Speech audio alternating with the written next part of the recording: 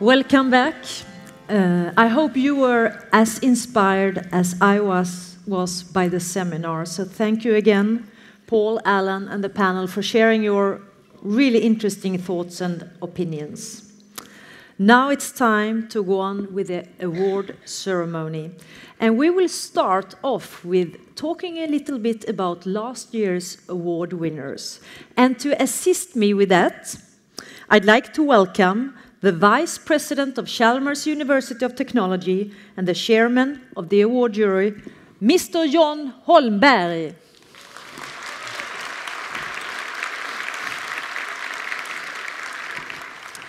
Last year, the theme of the Gothenburg Award for Sustainable Development was Nature's Services and Ingenious Solutions. And the prize was shared between two persons, Janine Andersson from the United States and Pavan SukhdevPavano from India. Can you tell us a little bit about why they received the award last year? Yes, Pavan, he received the award for his groundbreaking international work on valuing the essential ecosystem services in nature by combining his expertise in finance and his expertise in biodiversity. And Janine, she received the award for her fantastic work on biomimicry, which is to get inspiration from nature to inspire solutions for sustainability. Mm. And what I understand, biomimicry is something like technology imitating nature. What's that? Can't you give us some examples so we understand that? Yes, so Janine has so many examples, and one would be very efficient wind power plants, which has been inspired by studying the tail fins of humpback whales. Wow. Another would be the termite hills that have inspired the building construction of self-cooling office buildings in Zimbabwe. Wow. Or a third one would be the smart electric grids that has been inspired by the communication between honeybees. Because honeybees, they communicate and find the best way to the best nectar without having a boss to tell them where to go. They communicate with each other through dancing. Through dancing? Well, we won't be dancing here, but we will meet last year's award winners. And we have prepared a video link for this, and if the modern technique is with us, we will soon be able to meet, directly from Switzerland, Pavan SukhdevPavano. Pavan, are you with us? Hello everyone in Gothenburg, this is Pavan SukhdevPavano calling you. I'm in my tiny office here in Gland in Switzerland at the IUCN, from where I work, and delighted that over the last year the award has actually helped free me up a lot, partly to be able to do work on the UNEP TEEB for Agriculture and Food project, which takes the TEEB logic that was brought out in the TEEB reports to the next level in terms of the eco-agri-food systems and their externalities.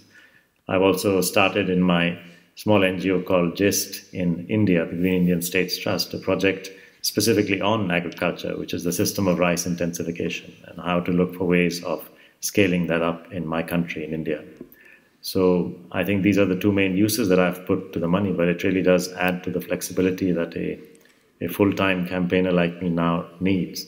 And once again, I thank the city and the donors of the award and wish all of you in the audience a great day. Bye-bye. Thank you, Pavan. And now over to Janine in the United States. And I wonder, Janine, what have the award meant to you? The Gothenburg Award was such a gift. It allowed me to step back from the day-to-day operations of running a company and a nonprofit and allowed me to dive back into the research for a new book. So I'm looking at ubiquitous principles and patterns in the natural world, universals that all organisms have in common. And I think this is going to be incredibly instructive for the next generation of biomimics. The second project I was able to work on is a tool for city planners and developers to see how, and compare various design scenarios and see how certain building types or certain infrastructure decisions will affect ecosystem services. The goal is to be a net producer of ecosystem services, to have our cities function and be as generous as the wild land next door. Neither of these projects would have been possible without your generous support. I thank you so much for believing in the promise of biomimicry. I really appreciate it. Thank you, Janine. And in connection with the Gothenburg Award 2013, started a competition for 4th grade children in Gothenburg, and the task was to, inspired by nature's own designs and solutions, construct new, sustainable streetcars to run the streets of Gothenburg in 2021. The competition was named the Streetcar Challenge. Spårvagnsutmaningen. And more than 600 pupils took part in it with 37 different models of streetcars. And we are so very proud to let you meet the winners of last year's Streetcar Challenge. Djupedalsskolan.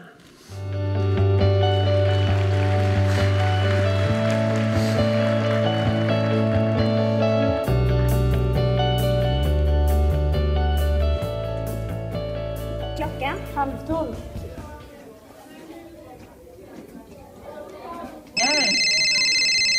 Ja, det var från Djupedalsskolan Lindegrös. 5B. Ja, vänta lite här ska vi se vad de är.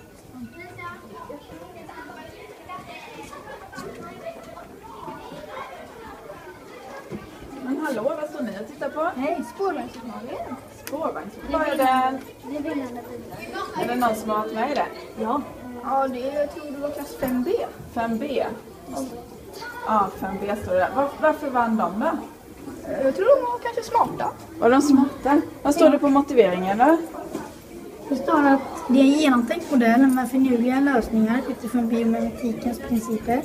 Unika lösningar med ett utifrån vuxentänk. Häftigt. Ja. Jag ska gå och titta om de är i sitt klassrum. Och där hade ni... Vad snyggt det var. Ja, var det, det var en som fick hedersomnämnande med, va? Ja, jag tror det var det. Det var denna. Det står där. Jättehäftig modell. Kul att ha i skolan att titta på, va? Ja. Jag gick förbi. Nu måste jag gå och kolla om 5B är i sitt klassrum, för de vill ha tag i dem. Ja. Okej.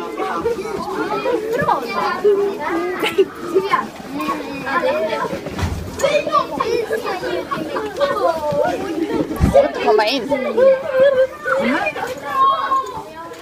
5B är inte här.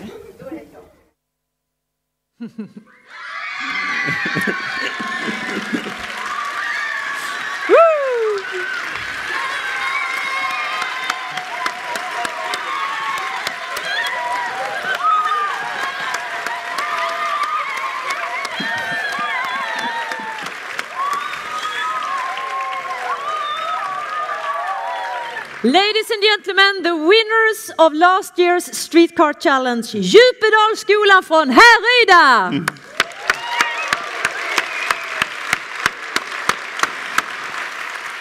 Congratulations on your really great work.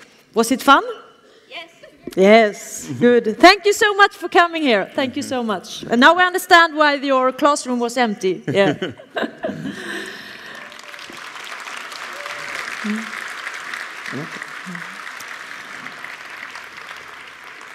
And now it's time for the magnificent band from Gothenburg called Vintergatan, the Milky Way.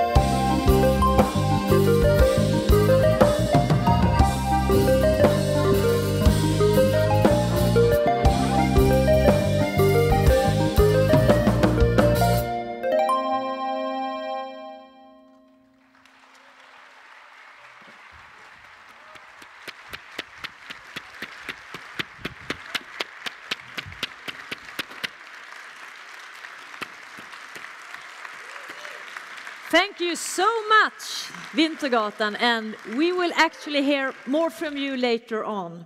I'm really looking forward to that. So, please, we welcome back on stage the chairman of the award jury, John Holmberg, and this year's award speaker, chairwoman of the award committee, Anneli Hultén.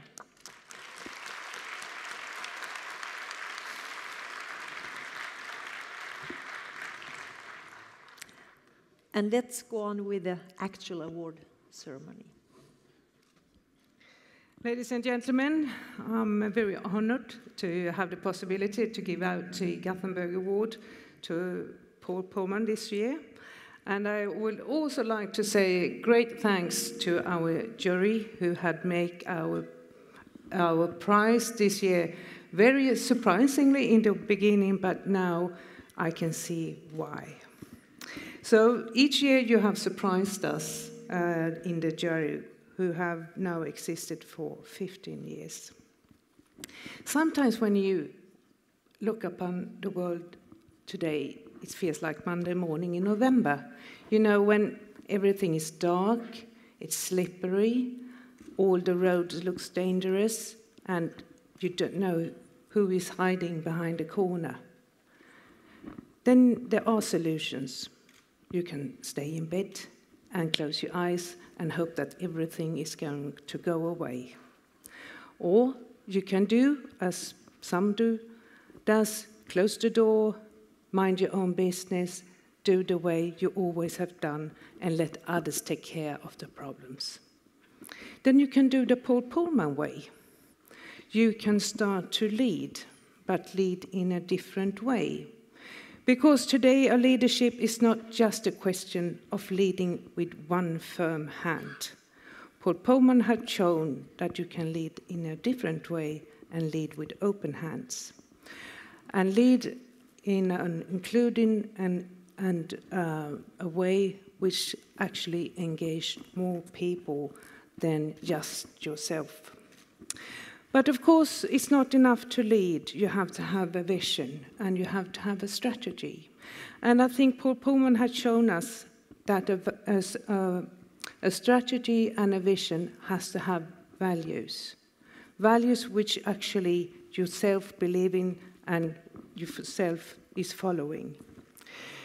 So open-handed, participation, engagement, a vision based on sustainable, I think that's the core values of the work of Paul Pavano and why we have chosen to give the Gothenburg Award to Paul Pavano today.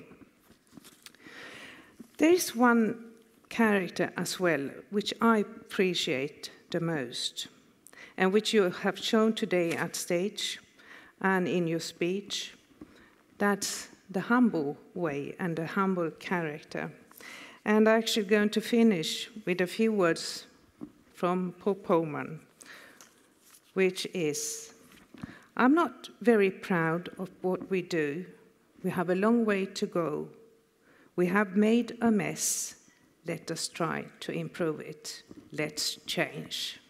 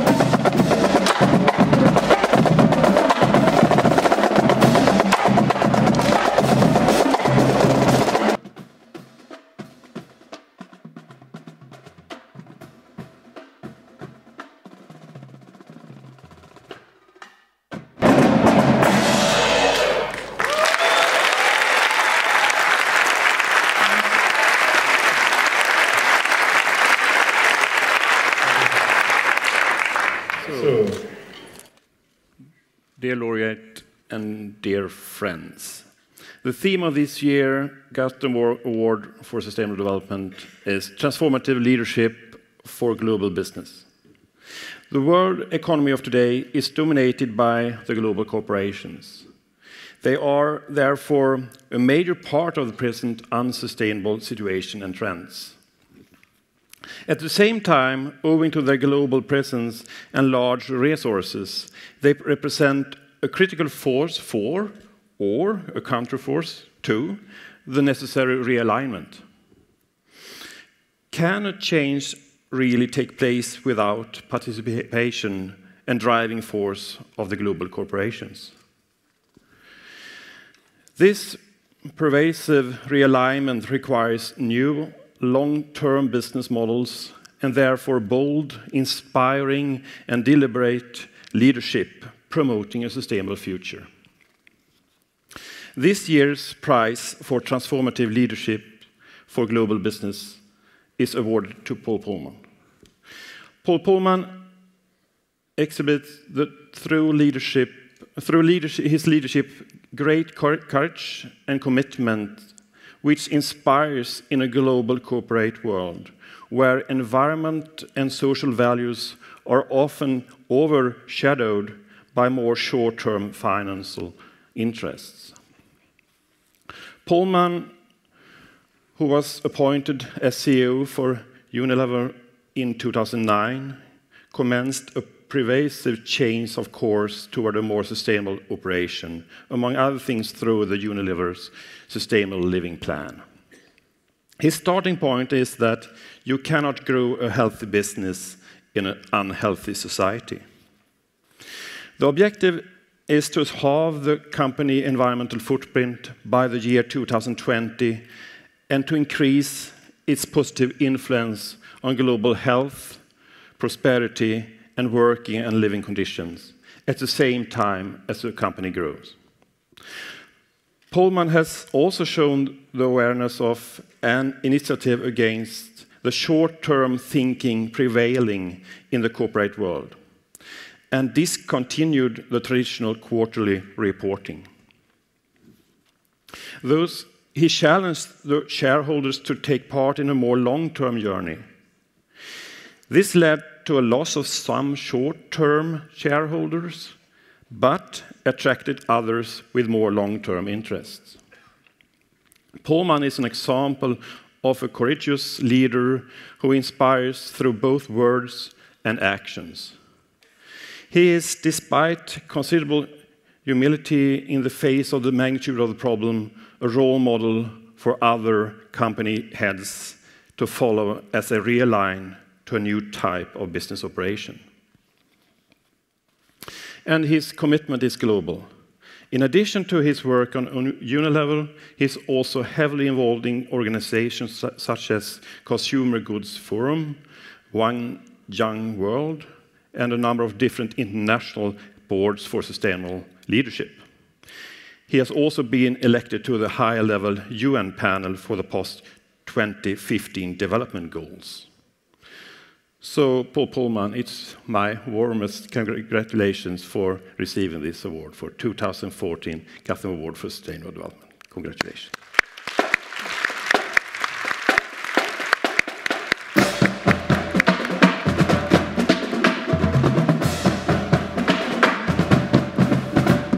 Ska du se checken?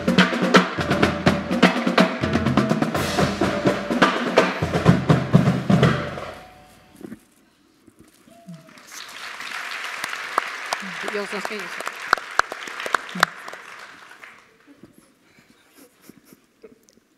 Very kind. Thanks. Thank you very much. Thank you very much. Ooh. So this is the award. Thank you very much. Thank you.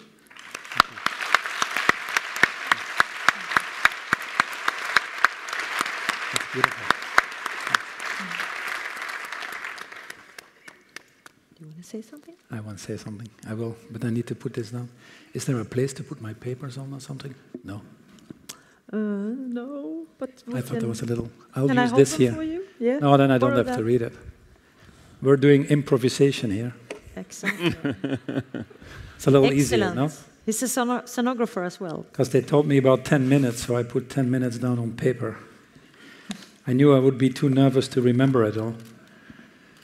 But first of all, as the panel showed this morning, you are richly blessed with great companies here and great talent. So I'm not so worried about Sweden. I think you have a lot of people that you can recognize for many years to come, and I hope you do. I also want to use this opportunity with just in the name of my wife and myself, where unfortunately your mayor, Göran Johansson, passed on, and he was actually one of the founders of this award with the city, I've been told, and that shows great foresight, and obviously our thoughts and prayers are with him.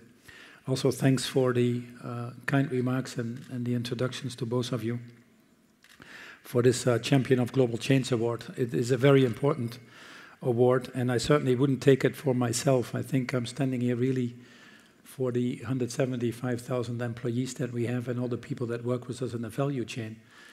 But more importantly, I really would say, for me, these awards go to the people that were actually trying to address their needs. These are the people that can be here for the reasons we talked about on the panel. And I'd like to dedicate that award to them. The Margot couldn't be here, but I've followed her career with admiration as well, and she's obviously made an enormous impact in her own way, especially when it gets to injustice and violence against women. That's another part of sustainability I think we didn't talk enough about, but it's extremely important. And then a little bit humbling to see Pavan stand there, or Al Gore, or Kofi Annan, whom I happened to talk to yesterday, and I was mentioning that I was going here, or Gro Brundtland, or others that have been here before me. It's a little bit overwhelming to actually stand here if I look at that list of people.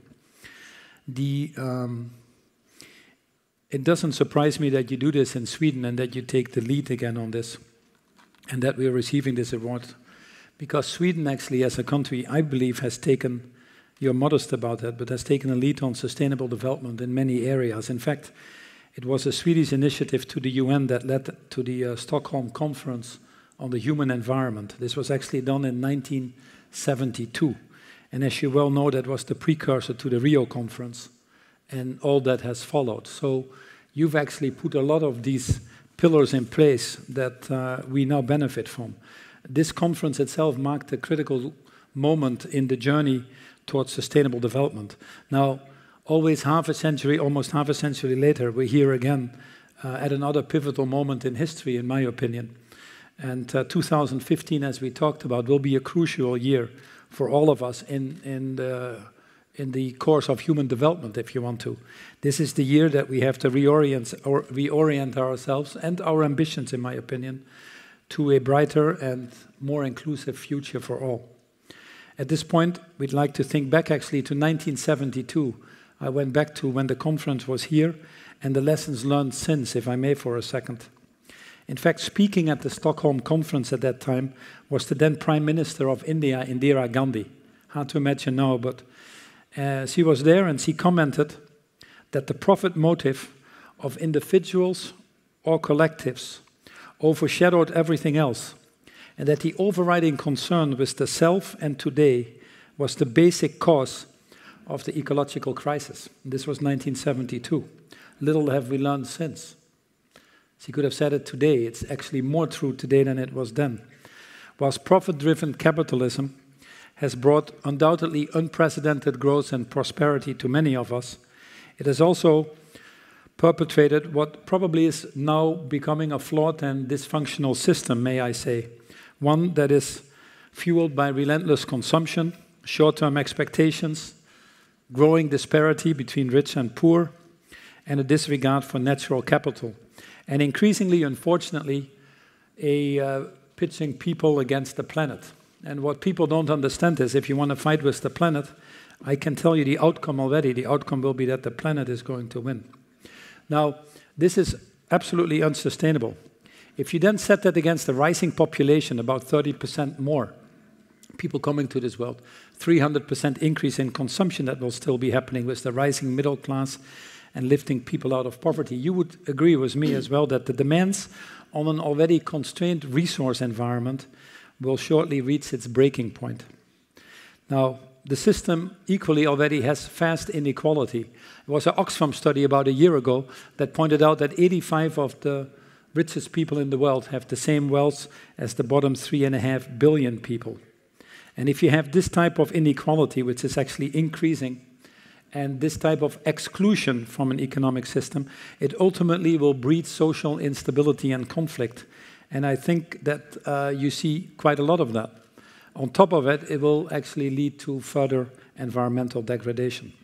Now, locked together in this, what I would call a destructive relationship, man and nature have two options: either spiral down to destruction or rally to the challenge. Obviously, we don't want this vicious circle to the bottom. We want this virtuous circle to the top. A world where sustainable green growth supports equitable development, where investment in clean energy or information technology and low-carbon infrastructure create jobs, cleaner air, better health, lower poverty, and obviously more energy security. We don't actually want to be in a situation that we make a choice, as I mentioned before, between people and planet. Now, taking action on environmental issues, I believe, and I think increasingly more people, will actually not inhibit continuous development, especially of the global south, where a lot of that needs to happen. I think it goes perfectly hand in hand. In fact, economic growth and climate change action increasingly can be achieved together. I had the honor to be on the Global Commission for Climate and Economy, which was actually sponsored by the Swedish government, amongst others, and chaired by President Calderon, and it was called the New Climate Economy. And we pointed out that many countries that can tackle this dichotomy that exists between economic development and attacking climate change, and that, in fact, you need to attack climate change to secure economic growth. We see it here. We see it in many other countries. In fact, if you take Sweden, you reduced Stockholm as a city, reduced greenhouse gas itself by 35% between 1995 and 2010. Absolute reduction of greenhouse gas by 35%, whilst their economy was growing by 41%. It's one of the highest in Europe. It's a good example of how you can decouple that. However, if we want to achieve this virtuous circle that I talk about, our current system will have to change.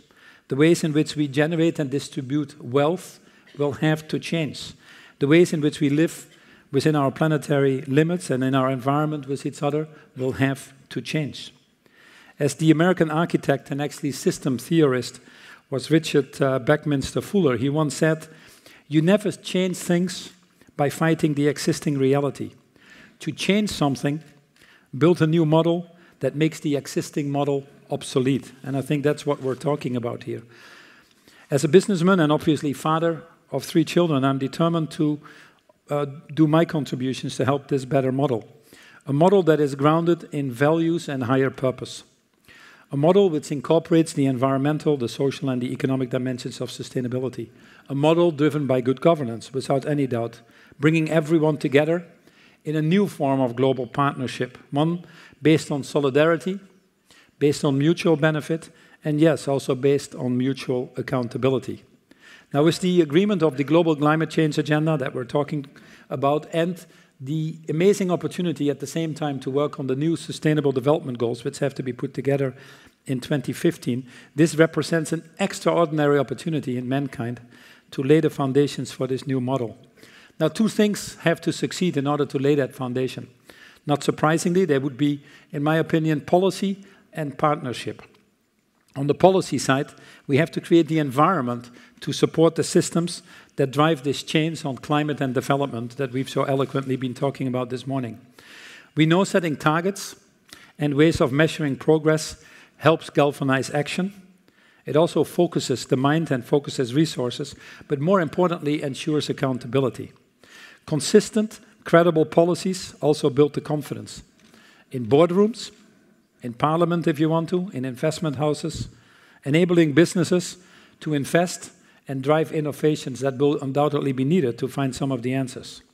Now, governments need to come off the sidelines that they're on too much and commit, in this case on climate change, they need to commit to, as a minimum, the 2-degree challenge.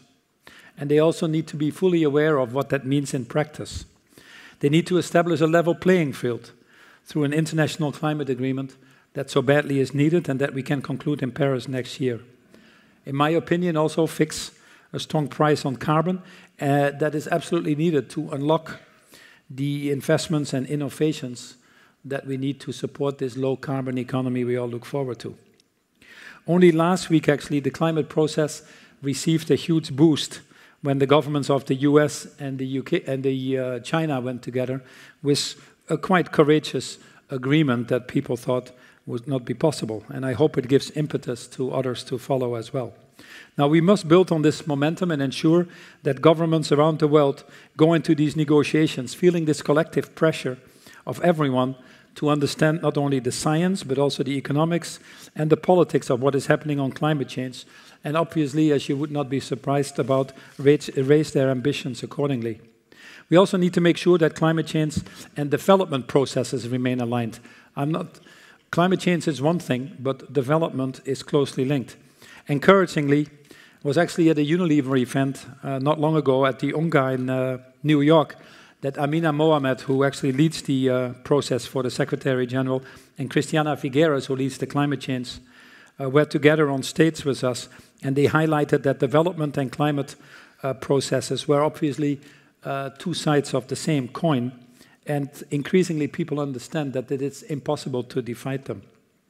As a former member of the high-level panel, I certainly was heartened by the UN Open Workings Group conclusions to also in their recommendations, just like we had done, include climate change as a recommendation of one of the goals of the report. So momentum is building. But to achieve this vision, more than ever, we need to work together. That's why I support the high-level panel recommendations that every future development goal, every future goal, needs to be supported by a partnership mechanism, leveraging the unique capabilities of different organizations for this common agenda to improve human mankind for everyone.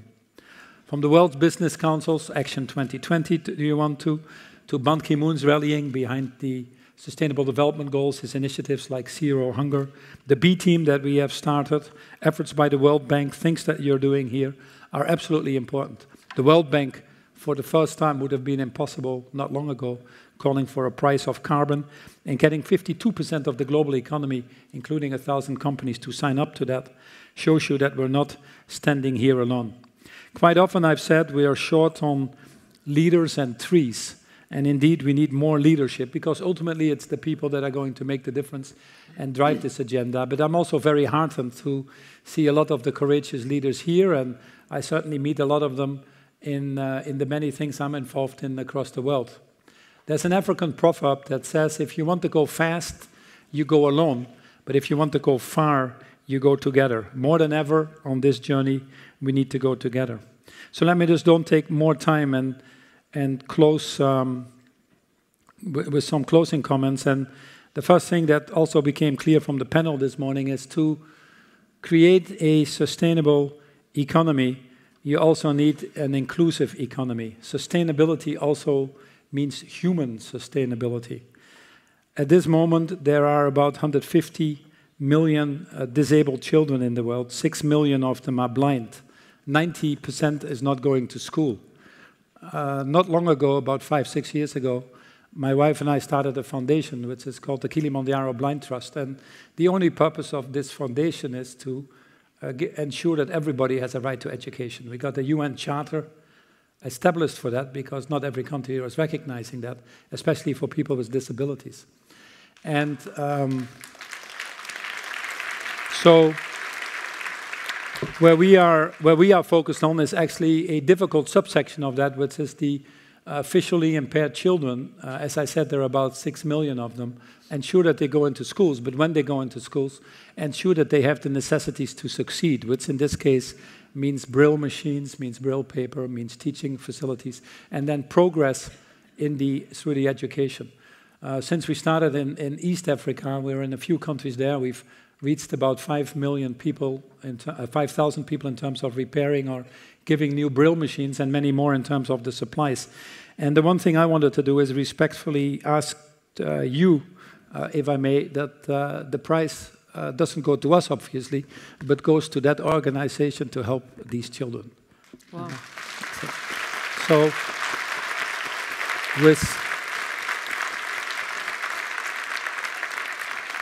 that, I thank you for this honor, and again, hope to see you all soon again, and stay the course, more important than ever. Thank you. Thank you so much, Paul Coleman. Ladies and gentlemen, honorable guests, Paul, Anneli, John, Alan, thank you all so much for sharing this day with us. And the work with the Gothenburg Award for Sustainable Development will continue. We'll keep rewarding persons and organizations who through their work make a significant difference for a sustainable future, for a better world. So thank you all for coming, and I see you next year.